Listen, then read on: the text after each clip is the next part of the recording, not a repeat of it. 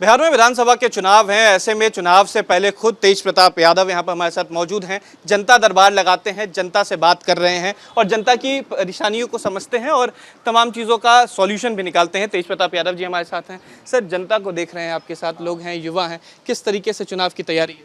चुनाव के जिस तरीके से युवाओं का मसला को लेकर के जनता के बीच में हम जाने का काम करेंगे, जो मेन उनका बेसिक जो मसला है रोज़गार का, युवाओं का, उसको लेकर के हम जनता के बीच में हम 11 तारीख से हम अपना शुरुआत करने जा रहे हैं। 11 तारीख इन द सेंस कि हम अभी वर्तमान में हसनपुर के विधायक हैं और उस नाते वहाँ भी लोगों का डिमांड हुआ कि सर वहाँ भी आकर के एक बार जनता दरबार लगाइए और समस्या को सुनने का काम कीजिए। तो हम 11 तारीख को जो पहला सोमवार है वहाँ से हम शुरुआत कर रहे हैं। एक बड़ी शुरुआत है। आप हसनपुर से विधायक हैं, इससे पहले महुआ में भी रहे हैं, मेडिकल कॉलेज का भी निर्माण के कार्य आपने कराया। ये दो ऐसे विधानसभा है जहाँ से माना जाता है कि तेज प्रताप लड़ें, लोग चाहते हैं, जनता चाहती है। इस बार कहाँ? देखिए, जनता जो दिल से पसंद करती है, जनता फोटो बैनर नहीं देखती है, जनता नेता का काम देखती है।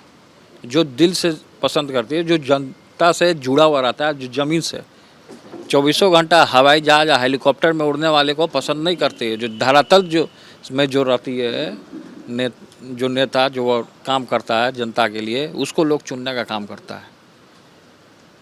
तो मेरा जो प्रकलन अभी जो स्टार्ट होने वाला है 11 तारीख से, समझिए कि वो तो हमारा क्षेत्र है।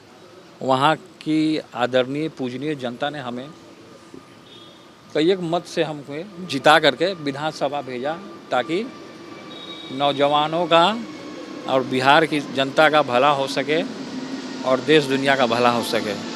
चिराग पासवान साहब के पारिवारिक रिश्ते भी हैं, ऐसे व्यक्तिगत भी जानते हैं। वो कहते हैं कि हम बिहार में चुनाव लड़ेंगे। व्यक्तिगत भी बातचीत भी हमारी होती रहती है सभी लोगों से।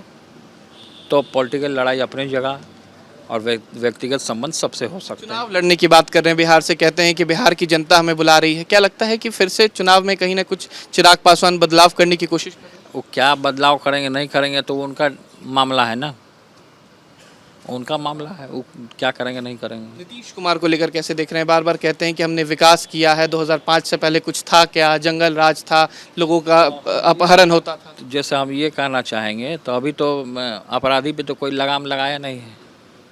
खुलेआम क्राइम हो ही रहा है, खुलेआम लूट हो ही रहा है, खुलेआम मर्डर हो ही रहा है, खुलेआम बलात्कार हो ही रहा है। तेजस्वी जी के आवास के बाहर गोली का खोखा मिलता है, फायरिंग हो ही रहा है। तो ये कौन सा राज है? हम कहेंगे उनको कि ये महा जंगल राज है, महा जंगल राज है ये। नरेंद्र मोदी भी बिहार आते हैं लगातार। के कारण पुल गिर जाता है, चूहा बिल से निकलता है, इतना उसका धार तेज है दांत का कि कतर देता है तो पाए हिल जाता है। तो ये स्थिति बनी हुई है। नरेंद्र मोदी आते हैं और कहते हैं कि हम नीतीश कुमार के चेहरे पे चुनाव लड़ेंगे। दोनों जगह पे पोस्टर लगाए जा रहे हैं। पोस्टरें तक सीमित हैं, पोस्टरें या बैनर्स पे ही सीमित हैं। वो धरातल पे कुछ नहीं है, धरातल पे 0 बटा सन्नाटा है। वो 2020 के जो चुनाव हुए थे तो तीसरे नंबर पे जेडीयू आ गई थी। इस बार जेडीयू को कहाँ देखते हैं? देखिए, इस बार कितना भी प्रयास वो लोग कर ले, इस बार जनता बेवकूफ़ बनने वाली नहीं है पूरे तरीके से। एक चेहरा देख रही है। हम बार बार कह रहे हैं, हम हर एक बार कहते हैं, इस बार जो सरकार आएगी तेजस्वी जी मुख्यमंत्री बनेंगे। हमारा पूरा आशीर्वाद है उनको, आगे बढ़ें, ऊंचाइयों तक जाएं। हमारे छोटे भाई हैं, पूरे तरीके से सपोर्ट रहेगा। आप लोगों ने 17 महीने के कार्यकाल में रोजगार दिया। सत्ता पक्ष कहती है कि वो तो उप मुख्यमंत्री थे, सत्ता में नीतीश कुमार थे, तो उप मुख्यमंत्री कैसे रोजगार से रोजगार क्यों नहीं दे सकता? पहले का नहीं रोजगार दे रहे थे लोग।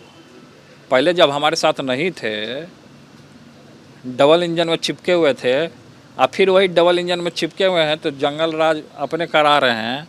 उस समय रोजगार की बात क्यों नहीं हुई थी? हम ही लोग आए तो रोजगार क्यों मिला?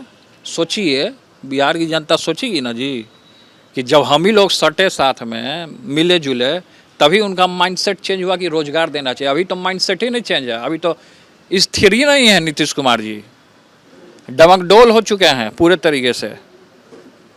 अब उनको हम यही कहना चाहेंगे कि जहाँ वृंदावन आश्रम में हम जाते थे, अब वो जाएं, उनके लिए हम खुलवा देते हैं वृंदावन का आश्रम। वहाँ जाएं, भगवत गीता का पाठ करें, थोड़ा सधुआ जाएं और वहीं रह जाएं। अब कुर्सी छोड़ दीजिए अर्जुन के लिए, हस्तिनापुर की कुर्सी पे अब अर्जुन बैठेंगे। बहुत बेबाकी से सर आपका जवाब रहता है। एक सवाल है कि वोटर लिस्ट रिवीजन का एक बड़ा मुद्दा बिहार में उठ गया है, बार बार चुनाव आयोग जो है वो सब जो है ये सब भाजपा आरएसएस का ये सब का चाल है। चुनाव नज़दीक आता है तो ये सब अपना वोटर सबको तोड़ने का काम, अलग अलग पॉलिसी ला करके इन लोगों ने करने का काम करता है। तो ये सबसे चीज़ से कोई फ़र्क नहीं पड़ने वाला है। जनता एक ही चेहरा मान गया है, एक ही लोग को मान गया है कि युवा नौजवान को आगे बढ़ाना है तो बढ़ाना है, बात खत्म है। एक आखिरी सवाल है, अखिलेश जी की तस्वीर आपने साझा की थी वीडियो कॉल पे, कई बार बातें अखिलेश होती जी से हमारे व्यक्तिगत संबंध हैं और हमारे रिलेशन में है अखिलेश जी। हमारी सिस्टर की जो शादी हुई है उनके यहाँ हुई हुई है सफाई में, छोटी हमारी सिस्टर हैं जो राजलक्ष्मी जी हैं, तो उनसे हमारे रिलेशन है, पारिवारिक रिलेशन है, तो बातचीत होते रहती है। पिताजी आज राष्ट्रीय अध्यक्ष के तौर पर फिर से नियुक्त हो चुके हैं राष्ट्रीय कार्यकारिणी की। तो अच्छी बात है, अच्छी बात है, ये आदरणीय पूजनीय पिताजी, तो अच्छी बात है।